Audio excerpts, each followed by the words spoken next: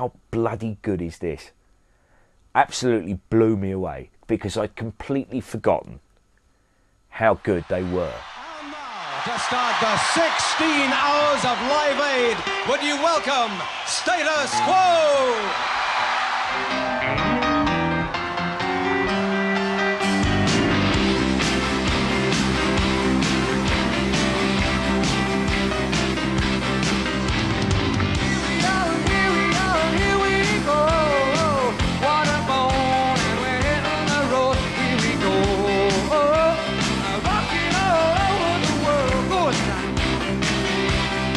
They went for the throat. They went for what they wanted to do.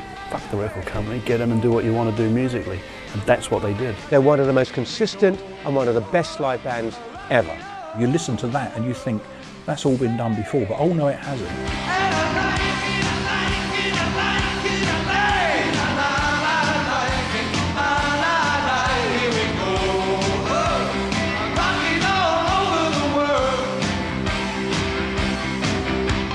They got a fan base quite quickly, and that fan base is loyal. That fan base likes what they do. Let's see the audience enjoy themselves. You know, they pay to come and see us, and let's give them a good time.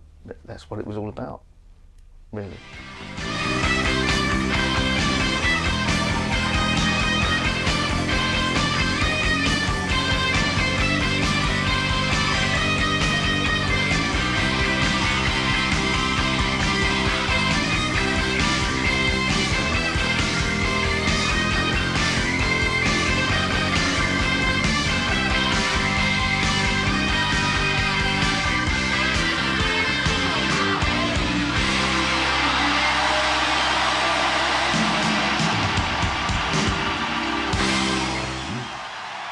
I've got a very soft spot for picturesque.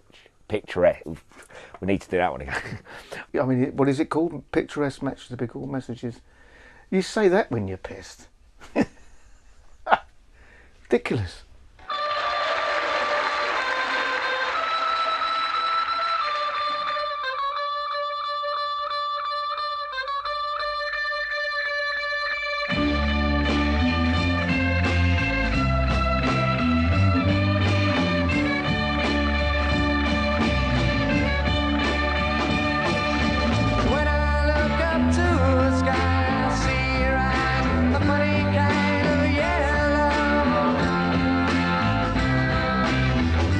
What Quo were was a happy-go-lucky, lightweight pop band with psychedelic overtones. And they stood out a little bit from the crowd, but not that much. It was very much, you know, you're told what to do, you do it, you get a wage, and you go out on the road and promote it, and that's it. It's as simple as that. Everything happened so quickly in the late 60s. You know, things sort of turned over. The Who, my generation. I mean, that defines mod culture. And yet within 3 years, Roger Daltrey could have passed off for, you know, Robert Plant, and they were playing heavier rock than almost anyone else, probably bar Led Zeppelin. So, I mean, these changes happen so quickly, and the same thing happened with Quo. What bearing does it have on what they do today? I think not a lot, only insofar as that they were into gritty guitar sounds back then, albeit much more underplayed. I mean, tracks like Technicolor Dreams from the first Match Stickable album has got some gritty guitars.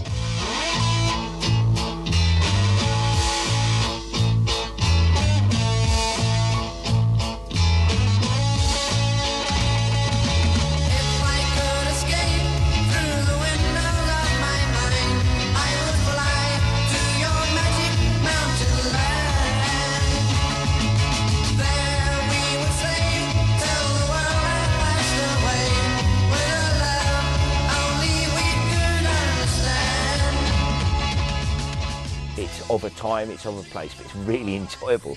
When you hear pictures of Matchstick Men or you hear Ice in the Sun, you like them. They're likeable tunes. I thought the title was just ridiculous, too long. Just call it Matchstick Men. Simple.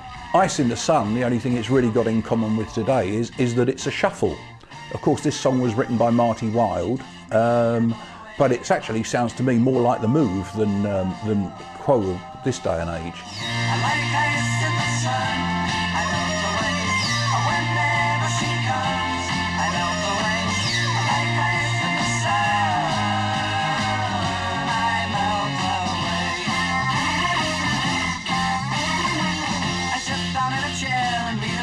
as if I couldn't care. It's a bit like a time capsule in a way, I think. It's sort of caught in time and quite charming for it.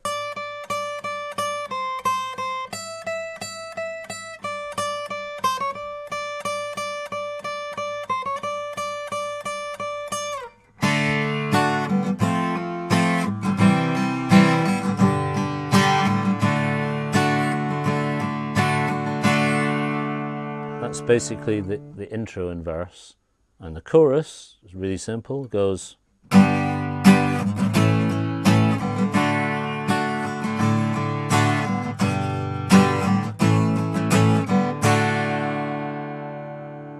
there you have it.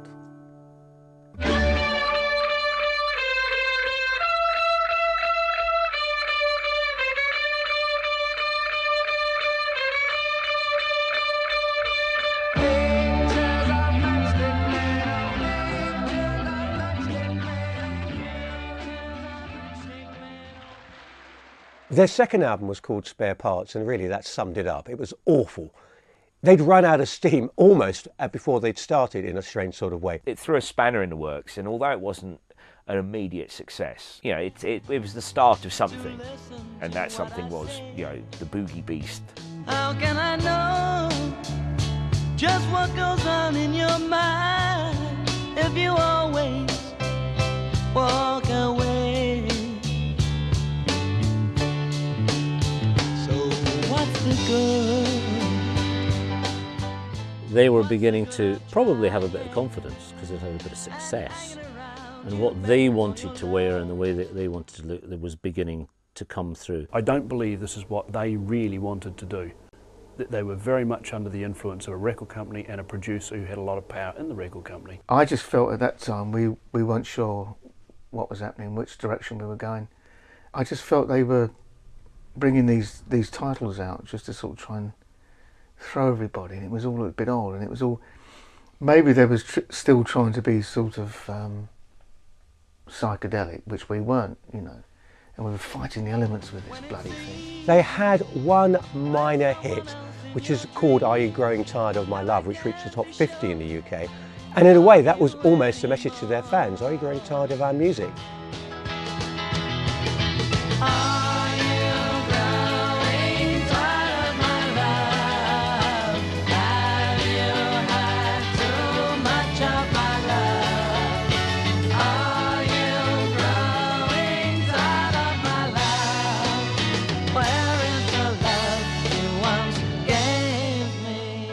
It's interesting to note, Francis told me years ago, that actually Rick was brought into the band to be the main vocalist.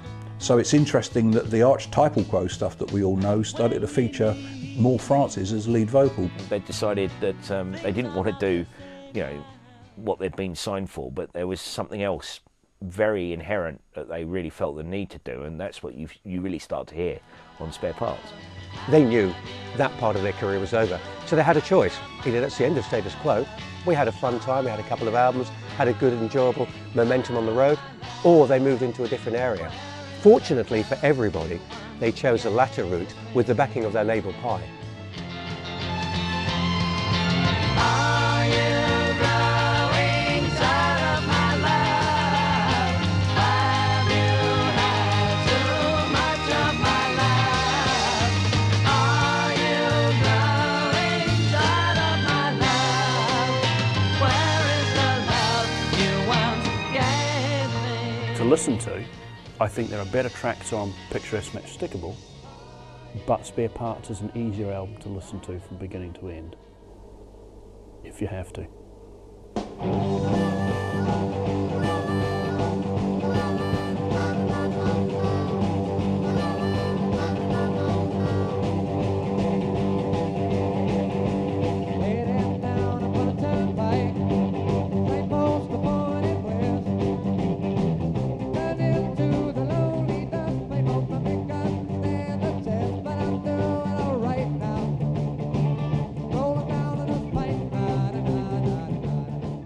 Down the Dustpipe was their first post-psychedelia hit single.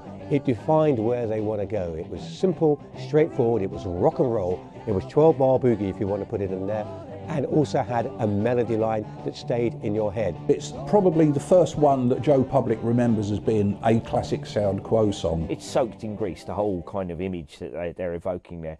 And it's, I mean, it was a single. I don't think it was actually on any of their albums that they put out on Pye. Which, to my mind, was a very bold move. Another shuffle, another 12-bar blues, the harmonica, which was going to be introduced later, poppier than some of the later shuffles, but I think recognised all round probably as the best of the Pye singles, definitely. I think it's about as bad as I got with Pye. I mean, it's a clever little song, and it started to show what Quo could, I guess, and would do. But it's a fairly lightweight song. I personally don't think it's dated. You know, I think it's a song that people relate to, and they, oh yeah, that's Status Quo, that's a good song. And yeah, good song.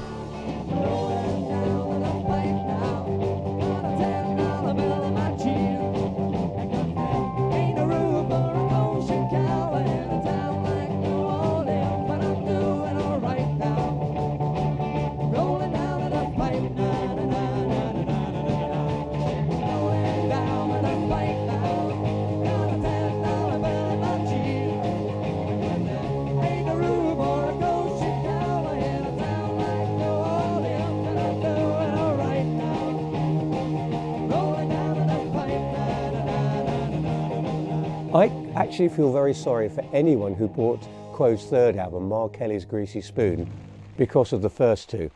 Because it was nothing like the first two. Pat Barlow was their manager then, found a cafe somewhere in South London and found this woman and who ran the cafe and stuck her down on a table with us and put a cigarette in her mouth. And we never ever saw her again, and I think she said, well, send us a copy. You know, I don't know if we ever did.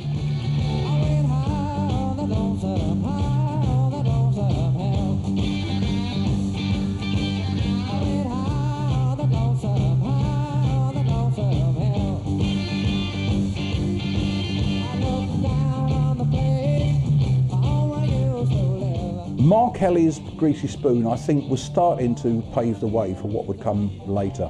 Certainly with a track like Spinning Wheel Blues, which was a classic blues shuffle in G.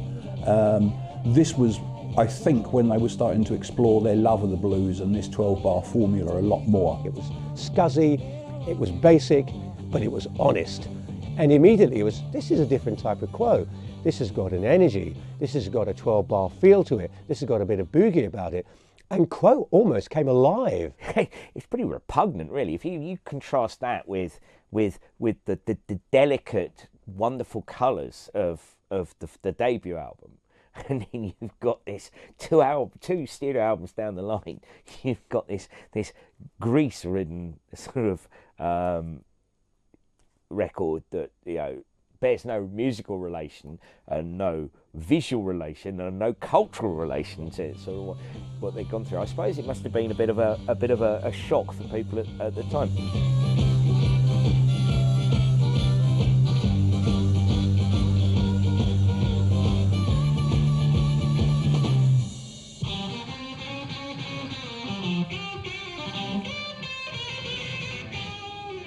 But they put some quirky little stuff in there. A thing that the old bluesers never did was the detuning, not so much. And this, when it goes to the dominant, when it goes to D, they've detuned, they go down to a low D, which shows that they were getting into open tunings and things even back then. Mark Kelly's Greasy Spoon is definitely the start of the dirty, unwashed, flared denims, you know, and the relentless driving boogie. Here was the major change. And this is when things really started to happen for them.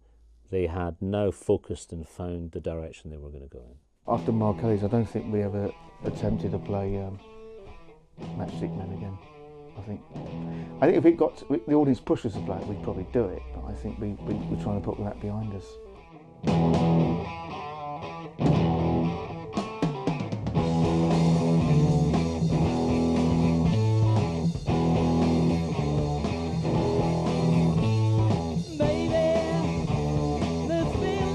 Quo were always about live performance. That's where Quo really always hit very strongly and very well.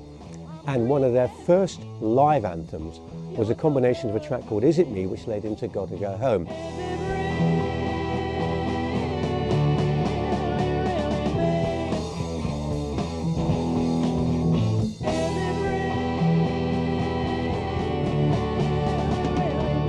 I don't know if it was an anthem. I think some of the later extended songs were actually better songs, but it was certainly seemed to set a trend for this kind of track. Gotta Go Home was a song that was indicative of almost everything that Quo would go on to use later on in the 70s and be incredibly successful with. I gotta get on home 'cause it's a long, long ride now. I've been away too long, I gotta get on home now. I'm getting far too old to build my dream of fortune. Time has flown and now I know what I must do. I gotta go home, I gotta go home, I gotta go home to ease my mind. It became an instant anthem for the fans, mainly not because of the studio version, but because of what they did live. And remember, however great studio versions of songs were from Quo, it was always when they went on stage, everything came alive. I saw her talking now, my ears were burning. Her feet started walking now, they started turning. My eyes were half open, but she didn't see me there.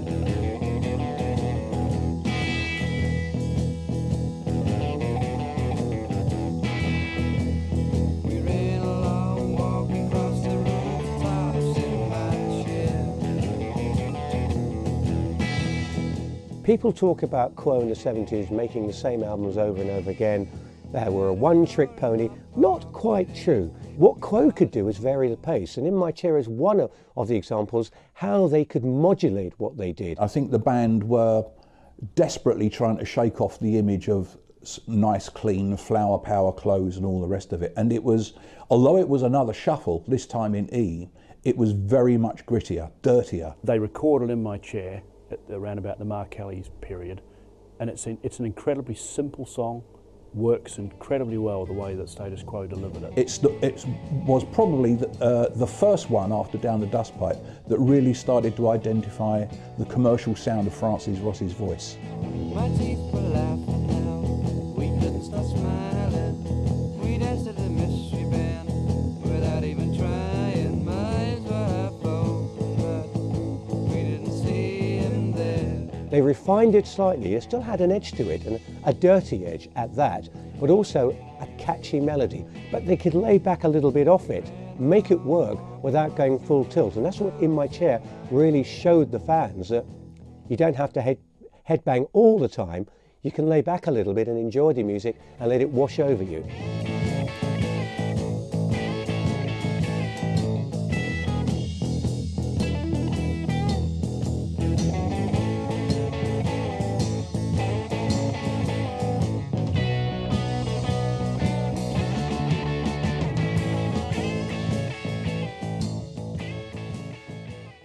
Dog of Two Heads is arguably the best album they made when they were signed to Pye. Well, it really was the first album in its entirety that dealt with the Boogie factor, I think. And for my money, it's definitely the best of the Pye era.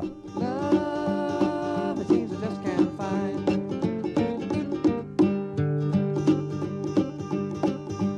Love, it seems I just can't find. It seems that I'm the one I've left behind. If you're going to claim Dog of Two Head is the best thing that they did on the Pye label, I'm not certain that's strictly the case, because there's something to be found in all the records. I mean, they're not all, I'm not saying they're great records, but they've all got something on there, I think. If you go back and listen to it, you think, well, actually, that's actually really interesting. Now they were much more in control of their destiny. They were writing their own tracks, but they had sort of really weird titles. The track Gert and Dula, which was laughingly referred to by some DJs as Gerdundula, who didn't realise that Gert and Dula were a dubious German pair that they met many years ago. Gert was the guy and Ula was the bird, and they were great fans of ours, and the lads decided to write a song about them.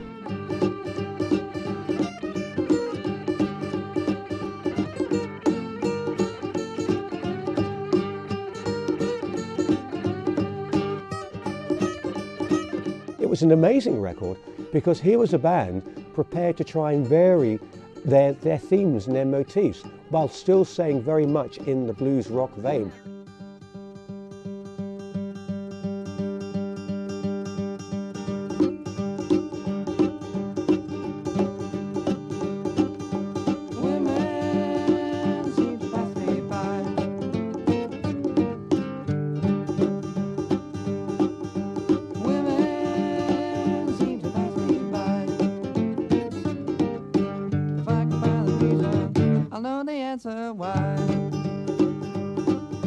Pye, at the sort of mid to late 60s, were an incredibly successful pop label.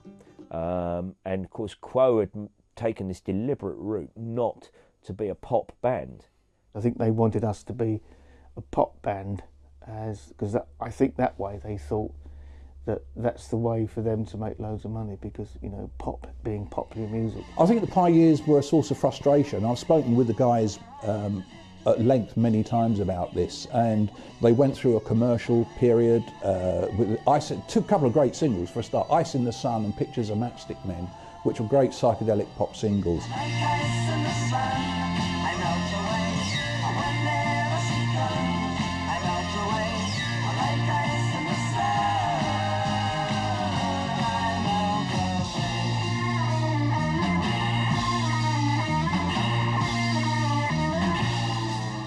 What it did was make sure that they didn't get lost in the whole psychedelia tornado, and gave them an opportunity to develop their music, which they did.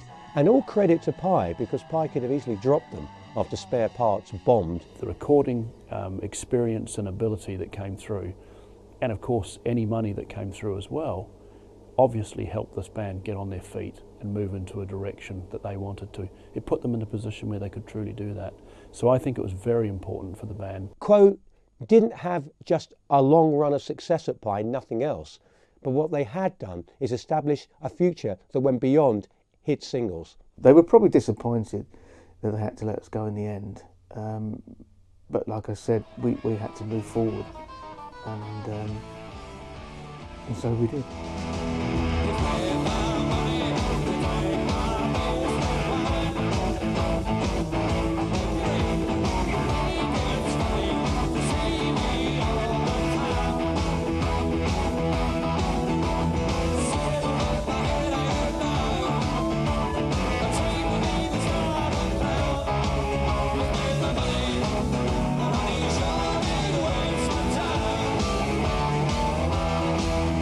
The main thing about, from this point on, is they were very focused. They'd found their groove, they'd found their legs, and they were off and running. Well, Piledriver's the album where it really does start to take off.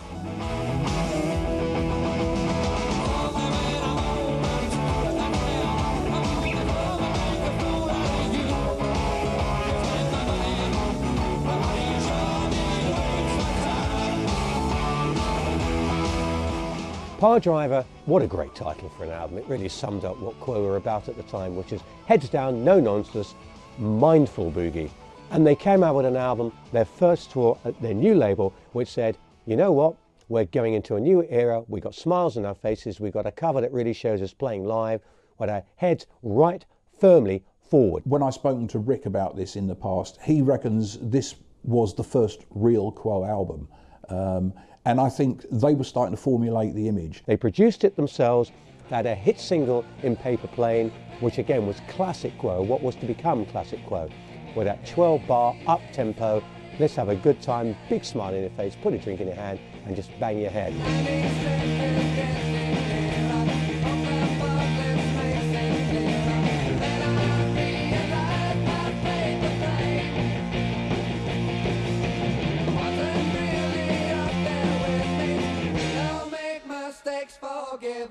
Paper Plane is a perfect example of how every Quo album would have a song that would just be like, oh, that's, you know, that's the one.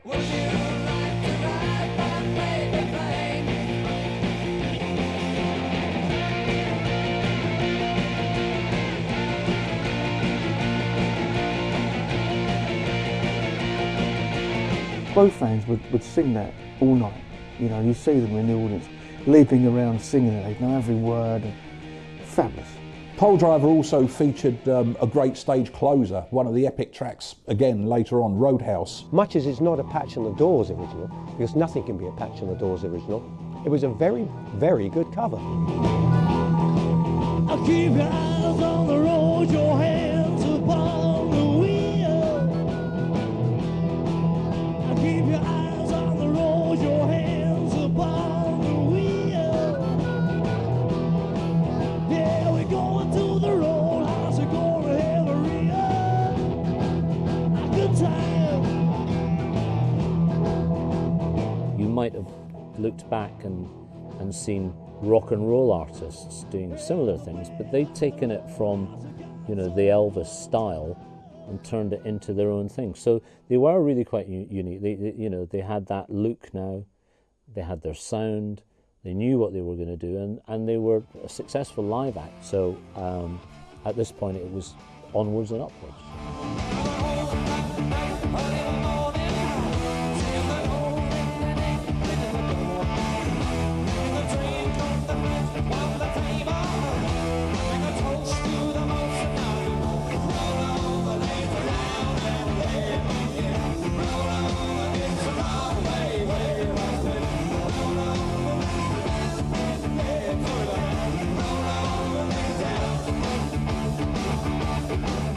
For me, and I can only talk personally, Hello's my favourite Quo album. I think it's a great record. I think every song is a killer, has a certain cohesion to them, and Hello was the moment when they really brought everything together. You had Piledriver, which had done the groundwork, and you had the earlier albums, of course.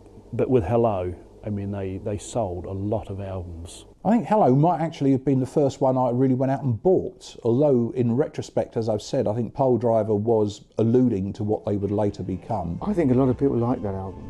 I think it was a stepping stone because it had things like Roll Over, Lay Down on it. And Quo fans loved it, you know, because all four of us wrote that, and we wrote that in the studio, and because my name's on it.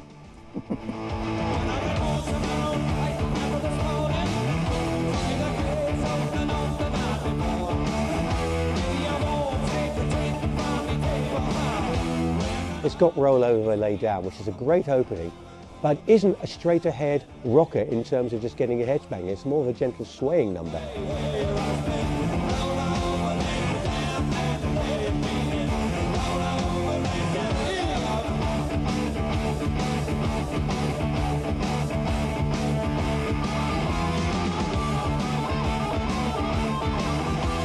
I think there might be a feeling that kind of they hit a peak.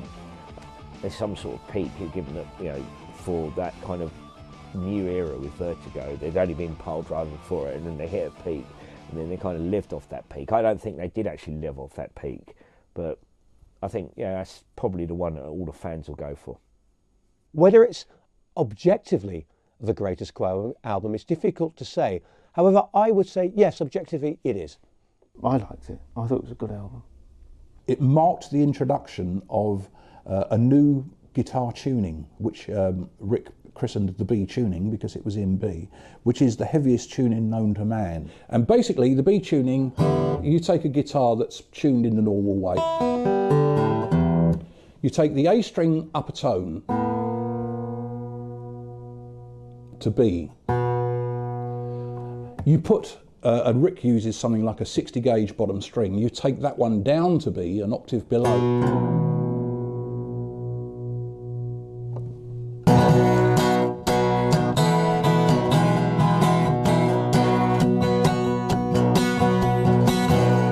You think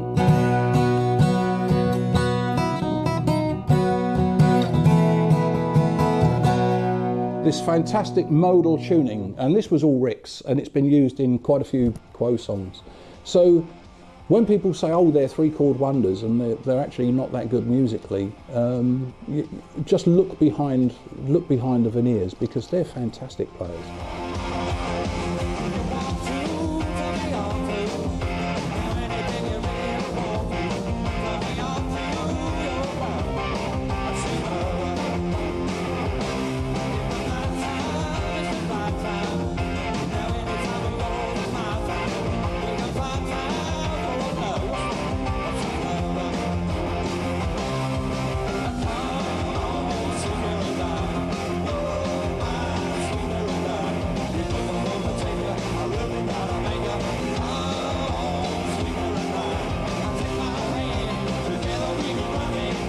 If you say to a lot of people, a lot of Status Quo fans, what's the first track that comes into your mind?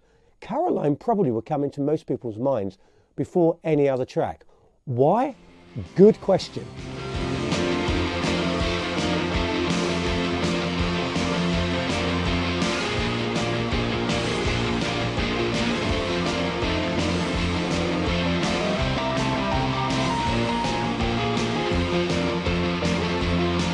It's that intro, that guitar intro, and it just creeps in, and then as the drums come in, then it just builds and builds and builds, and it's a very commercial song, great song.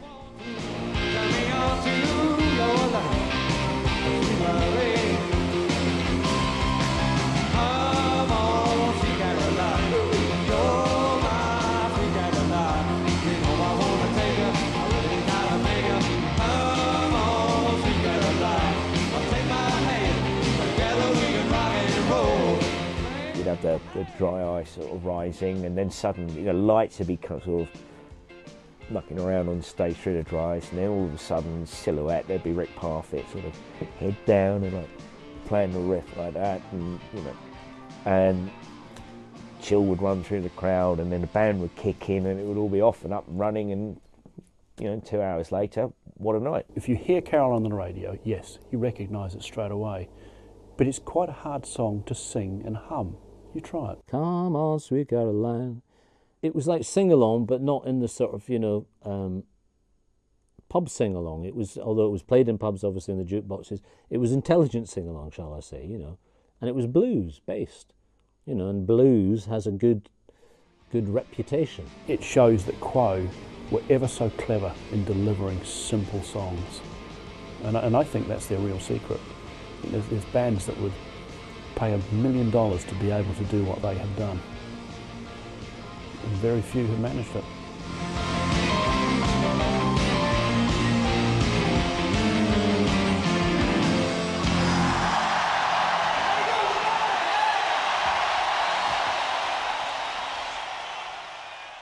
So along came the Quo album, and it built on the success of Piledriver and Hello, and started to build to the point where Quo were going to have #1 hits.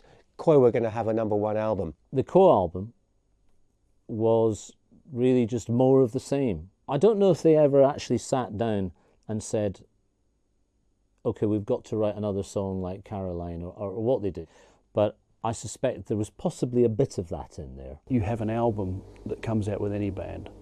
Who's going to remember, for instance, Fireball by Deep Purple? One of the best albums they did. But everyone remembers Minehead. So everyone's going to remember Hello because it was the album that came out and broke the band. But I really do think Quo was a better album.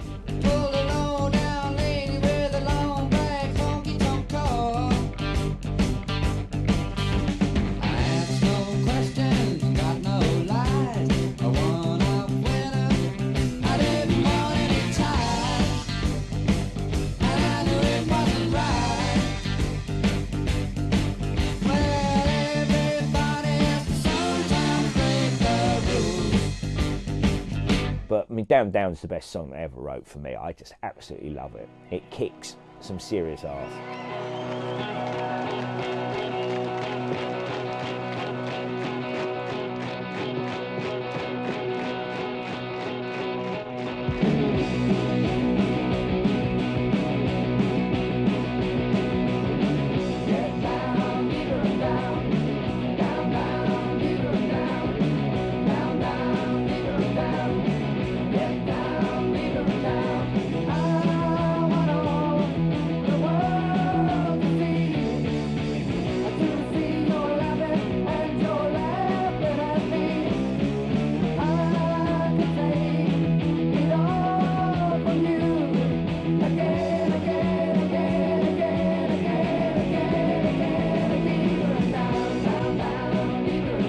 And there are very few rock records that have actually been made that demonstrate the sheer power of a band. The Who were able to do it, and I think Down Down does it for Quo. Down Down was the first #1 hit Quo had.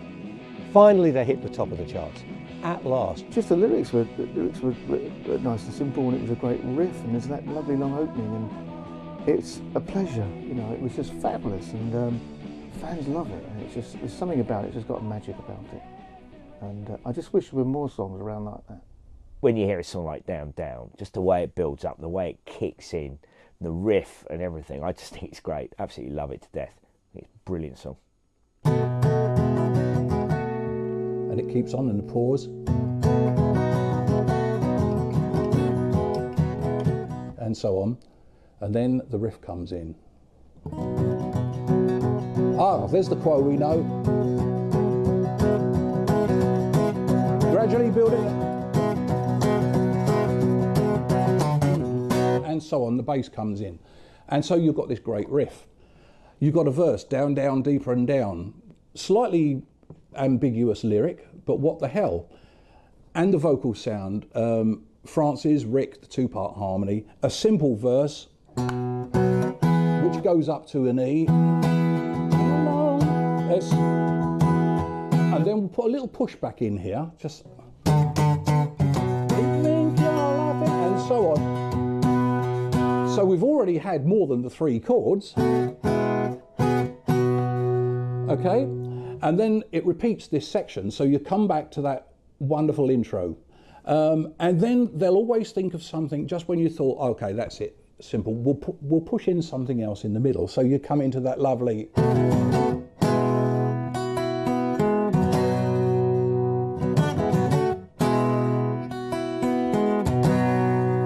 which is the section that they milk on stage, because as soon as they leave that chord hanging, you see the hands coming, and back comes that riff.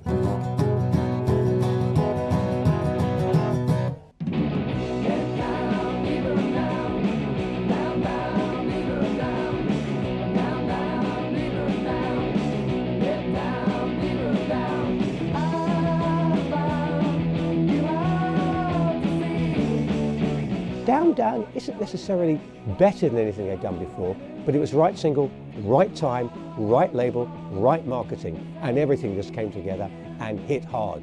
And once you got a #1 single, everyone sits up and takes notice. And On the Level came through as well. So finally, they had an album that sold enough copies to make them a big band.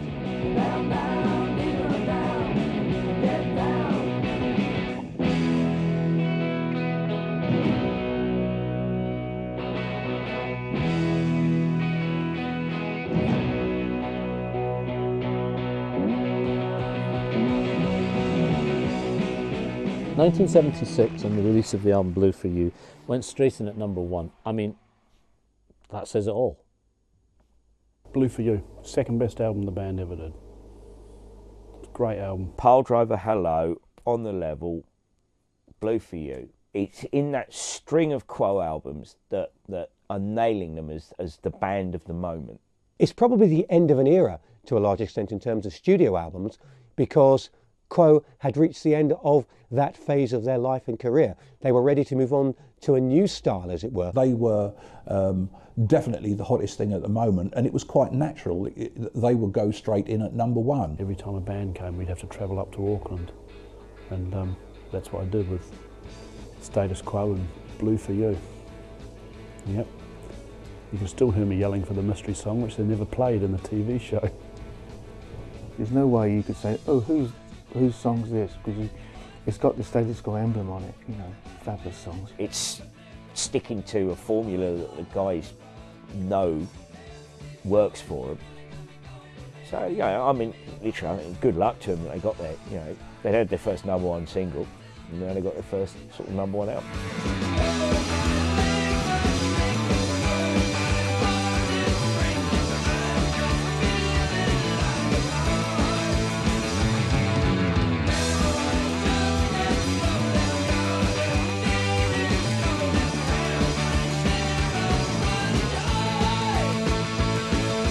I don't even know what it was that made me buy the record, but I did buy it, and I went home and I put it on, and I was like, Jesus Christ, this is good. It's a great live album. Whoever was working out where they should record this got it absolutely right. It was one of those gigs where you could see the 3 balconies, and you'd see them bounce, because the kids were jumping up and down in time with the music, and you see this, you think like, how can it stand it? I hope it doesn't break.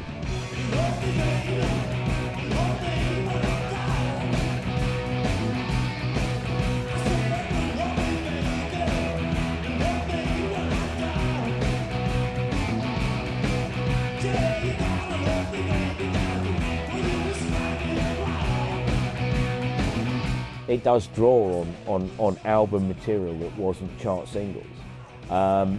And that's where some of those songs really do come into their own. You know, Rick said to me on many occasions, "Oh, we do it it's much better live." And I say, "Well, of course it's better live. You bloody know the song now. You know, you were working off chord charts and cues when you were learning things." But the live album, which had been released just before I started working with them, was just monstrously good.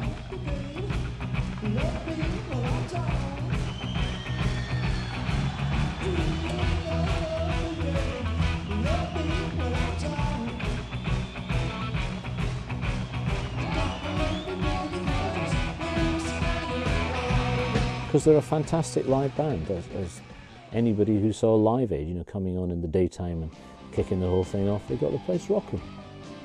Rocking all over the world. That's what they do. I'm gonna tell your mama what you're gonna do.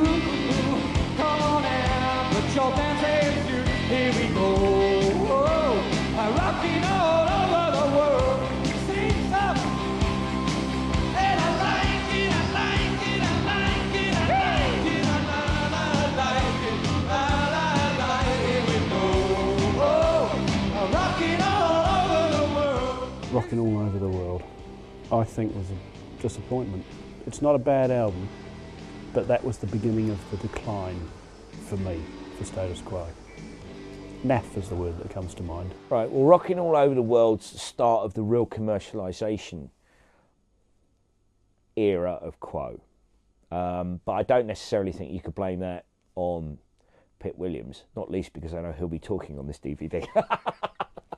I was basically brought in, believe it or not, to clean up the sound and open up America, which was difficult. Number one, because they hated touring America, but number two, if you think of the British bands that had made it big in America, they featured a particular kind of voice. And Francis wasn't like that. And I don't know whether it was reluctance on the part of the Americans to take this sort of low-key English thing, but it didn't happen, unfortunately. Pip was great with me because he would ask me, he would say, "Look, John, can you play this and can you play that?" And he'd describe it to me, and I instantly would know what he wanted, and it was fabulous, you know. And I think he's a great producer, and also I realised that after seeing Pip play, that he was a fabulous guitarist as well, a great guitarist, in fact.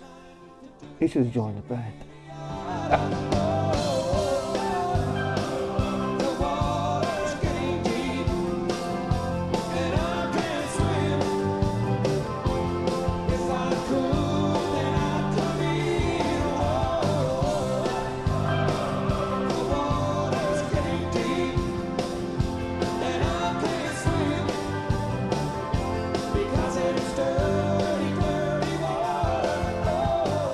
They've also got songs like Dirty Water, Holds You Back, which are much more melodic, more obviously melodic. They push melody slightly more to the fore. It was always there with Quo, but now it took much more of an important centre stage position. It was becoming a little unquo to me, but there you go.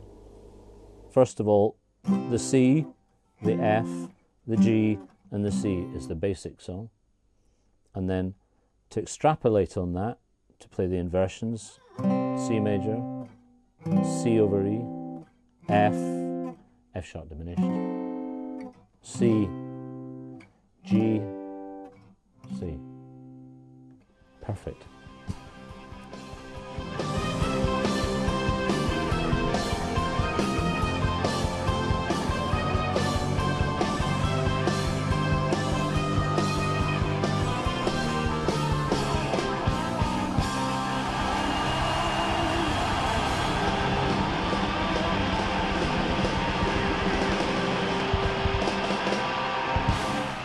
Can't Stand the Heat was just a bunch of tosh, basically. Really was. And I just thought, well, it is a good experiment, but it wasn't really what you know, the ardent Quo fan wanted. And let's face it, after all, at the end of the day, it's them who buy the records. I don't think If You Can't Stand the Heat was as good as Rockin' All Over the World. The diehards loved Quo live. The diehards are starting to drift away from the albums. The diehards were beginning to feel this Quo is not what we want. When you have success, don't shoot yourself in the foot. Keep doing the same thing. So not really marking time, no. Delivering the product. I think it was a solid album. In retrospect, certainly the fans maybe disagreed with the idea of using girls and horns on there, but you know, they'd paid their dues. They'd spent a lot of hours in the studio giving the fans what they wanted. A lot of old fans have said to me that they don't like Quo anymore because of the producers taking over. We can't please everybody all the time.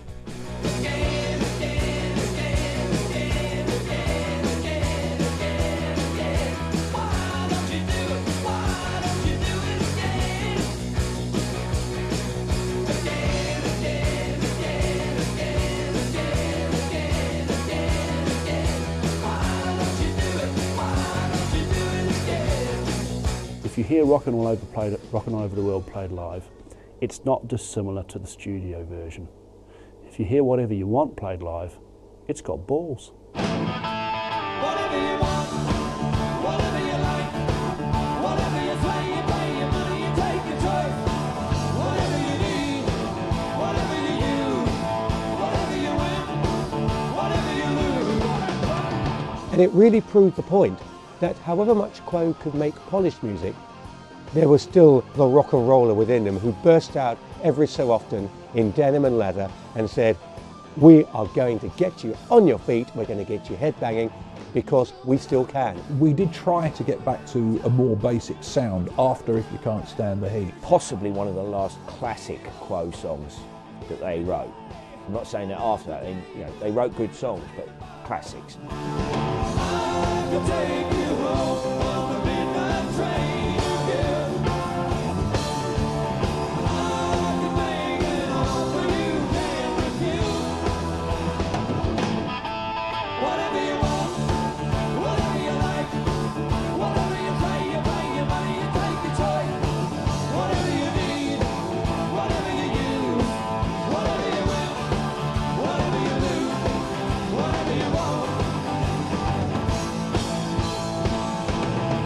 I can't believe that you wouldn't like that song but played by the original four members, because it is a classic without a doubt. If I had my last breath and I've written something that everybody knows, I'd be very proud of that. And they've had lots. So, need I say more? No. A lot of diehards felt, this isn't what Status Quo are about, this isn't what we want. So they came out with something that said, yes it is. Whatever you want.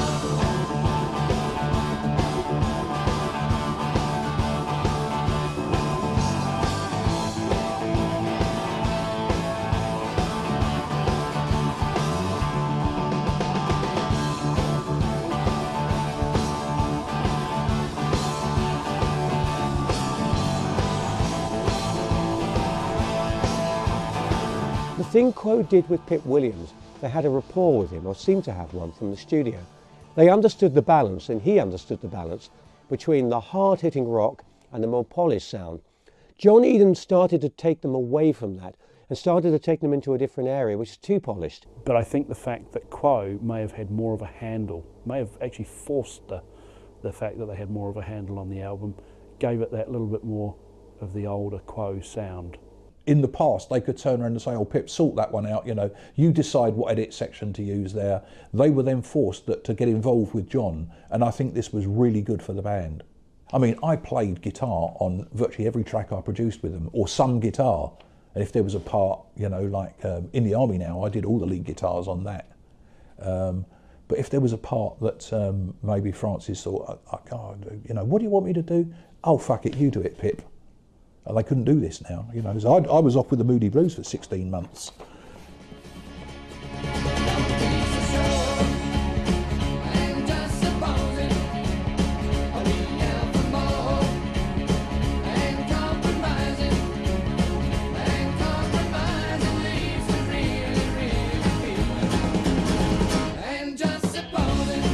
See, that was another song which I thought was great, and a lot of Quo fans didn't like it because they said it wasn't really Status Quo, but good song, well arranged. I thought John Eden was okay. I personally love the record, but for a lot of people it was almost downhill all the way after that record. What you're proposing, and not believing that I'm finally believing. What you're proposing, and not believing that I'm finally believing. What you're proposing. I think at that point Quo was starting to get a little confused as to, shall we go completely into becoming a mature pipes and slippers band, or do we still want to rock a little bit? The hits were getting cheesier, even if they were rock songs. You know, the reliance on covers. The writing was probably not going as far as some people in the band wanted. I know that Alan Lancaster was starting to get a bit disconcerted around about this time. Just Supposing and Never Too Late have actually stood the test of time far better than something like Rockin' All Over the World and If You Can't Stand the Heat have. They're not bad. They're not bad albums as far as Quo are concerned. Never Too Late for me is the end of an era, but not deliberately. It's not as if Quo had an opportunity and a knowledge of what they wanted to do. I think this was an opportunity and knowledge of what they didn't want to do. Credibility evaporated very quickly.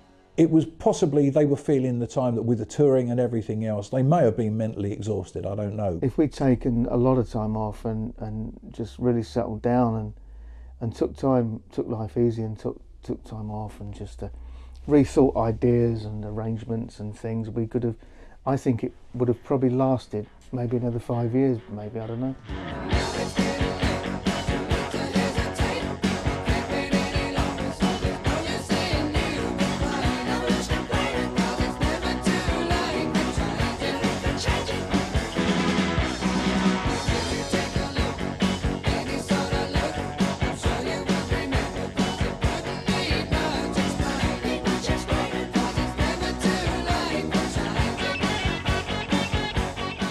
I love the stuff they did in the 70s. But by the 80s, there was me, you know, in my 20s, going to bars, trying to pick up girls, getting drunk. Margarita's song was a great song to get drunk to. It still is. Deep in my heart, deep in my memory, deep in a part of me, meant to be history. Could it be that I'm still wondering? I never knew what had happened to me. I didn't think it was true, that I could be just like anyone else. I take my chance with you. Well, the back-to-back album and Margarita Time, I know that Alan Lancaster was really peed off with this one, you know, and he thought they just was starting to sound like a party band. Back to Back's a stinker of a record, whichever way you look at it. It's crap. Everybody knows that album for Margarita Time, which is awful. It's not status quo at all. Margarita Time is a shit song, right? Yeah, I mean, it's rubbish. For a band, it's not even a novelty hit. I mean, if it had been a novelty, they might have got away with it, but it wasn't a novelty. Margarita Time kind of worked for Quo. The funny thing is, I can't knock it. It actually worked ever so well.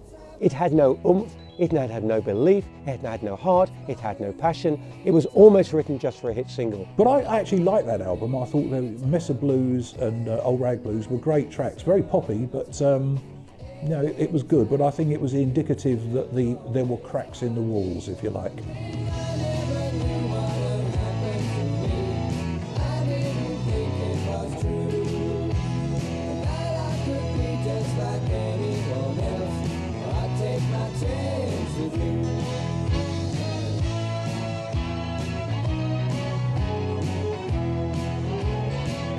I think the problem with status quo once they started to make lineup changes is that things started to go wrong a little bit. John Coghlan had left.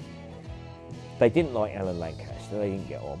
There was a huge personality clash there. He was now living in Australia, and I think he basically said, you know, if you want to do the album with me, you've got to come to Australia to do it. And that's when I introduced Jeff and Rhino into the band. It was difficult to them actually to bring someone else into the band because they were such a close-knit unit.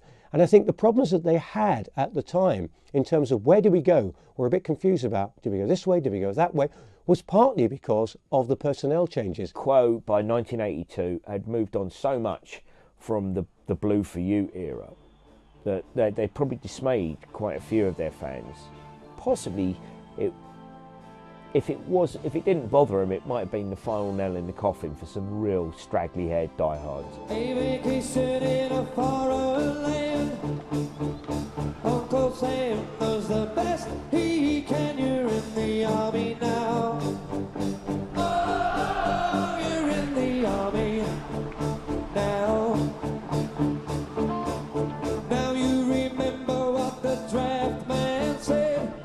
Nothing to do, all aim and stay in that you're in the army now. Oh, you're in the army now. To my way of thinking, in the army now is not just a real return to form for Status Quo, it opened up a new area for them. In the army now, at the time, I think was the best thing that they could have done for a comeback. In the Army Now as a track, again, it's one of the best anthems Quo has ever done. Absolutely. It really was very much an afterthought born out of panic, because we knew that we didn't have a hit single. But hats off to Francis for recognising the potential in it for Quo, because it worked fantastically. It's not typical Quo at all. It's not typical Quo at all, but they made that song their own. It'd be very hard for someone else to cover that song and not think it's Status Quo nowadays. This was the first time they had commercial recognition for something that wasn't just a feel-good bop record, it was a valid musical entity. It's not bad on record, but on live it's absolutely fantastic. When you're in that crowd, you can't tell me you won't be singing In the Army Now. Shots ring out in the dead of night. The sergeant calls, stand up and fight. You're in the army now. Oh, you're in the army now. You're in the army now. Oh, you're in the army now. Ain't complaining. I don't think anyone would have complained if they hadn't have bought the album out. I'm being deadly serious. It's complete and utter crap. I think going to see him live might have been the death knell for me with Quo, because that was the start of the real schmaltzy, cheesy, cabaret, pantomime kind of Quo live. That was like, what the hell's going on? They started to become a real Cockney cliche, and everyone just thought, this is completely stupid.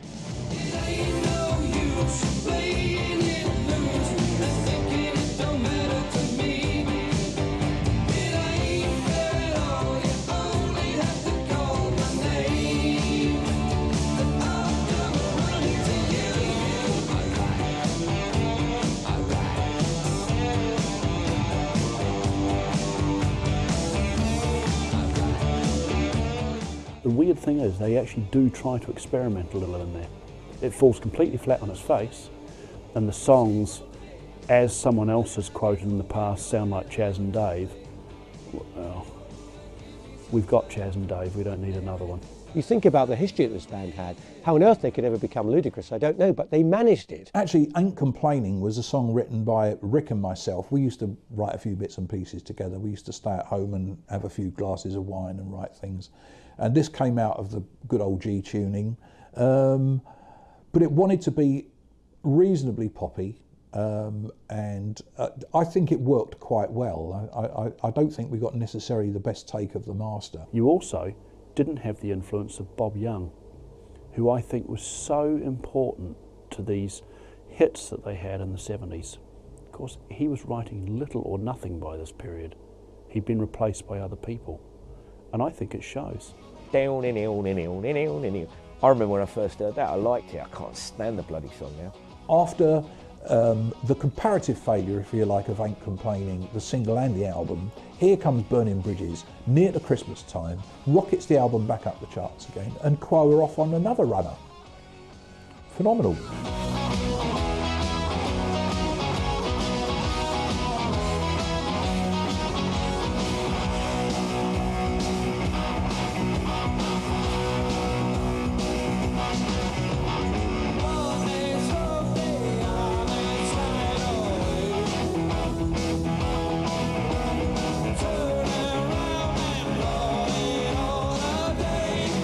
It's a day think Quo had reached a stage by Perfect Remedy where their era of the big hits and the big sales were over. Perfect Remedy is no better or no worse than any Quo album between that record and Heavy Traffic, which came out a couple of years ago. They've all been shit. I have to say this was the first album that Quo album that I did that I categorically hate.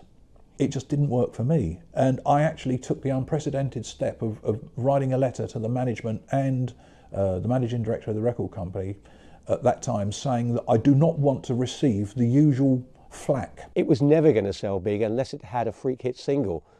And to have a freak hit single would have probably meant it would have to be picked up by a movie or a TV show. I want to put the record straight that I actually was totally against this album coming out as it was. It was far too lightweight. And I think the fans were right to have been pissed off by it. Hang up your shoes, just kick out the blues, and rock till you drop tonight.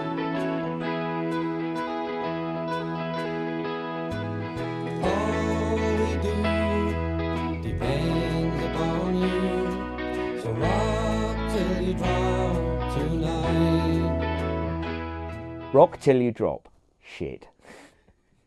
Rock Till You Drop was the last album they made for the phonogram organisation, Vertigo Records, a major label, if you will. And it was a fun way to go out. I don't think at the time they realised it was going to be the last album for that particular label. It was the end of a contract, but contracts get renewed and so forth. The Rock Till You Drop album is certainly better than Ain't Complaining as an album. And it's certainly better than most of Perfect Remedy. So maybe because this band were under pressure, you know, they were playing God knows how many concerts in Russia, and they were playing all over Europe, getting record after record after record, hence it's called Rock Till You Drop. Arguably it was a filler for that particular time. Rock Till You Drop, if it had been a much bigger hit single, may have been a different kettle of fish, but it was obviously time for something a bit different to happen. There are no redeeming qualities about Rock Till You Drop and Perfect Remedy in any way whatsoever. They are crap albums made by a band that should no longer be existing, unfortunately. A band that I genuinely and truly love for a certain era of what they did. I mean, I really do, okay? But this is just unmitigated toss. We hit all the high spots, the star-studded bills and those mirror balls. Half of the time we were playing a game.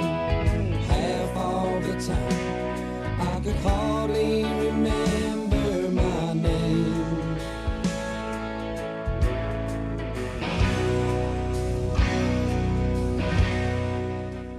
If you'd seen the band in the 70s, oh boy, these guys could play.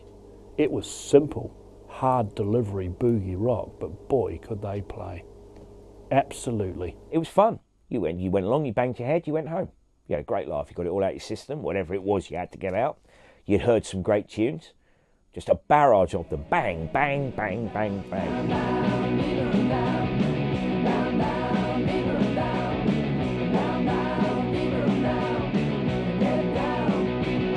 They started as the greatest live rock band, and they finish as still arguably one of the, if not the greatest live British rock band. And they showed the young uns how to do it, believe you me. It's been like a party, you know, and when you have gone to a live Quo show, you know, you'd have to be a very cold-hearted person not to at least tap your hand or one of your feet. You're all there to have a good time. You do have a good time, and Quo gave you a good time. You know, I mean, at their peak, it doesn't get much better than that. They were working class and they presented themselves in that way. And because of that, I think a lot of what they did musically was badly and grossly overlooked. I was talking to Alan Lancaster today, funny enough, and before we did this, and he said that the original four, up to about 81 when I left, he reckons we sold 35 million records. That's a lot of records. So it just goes to prove that original bands do work.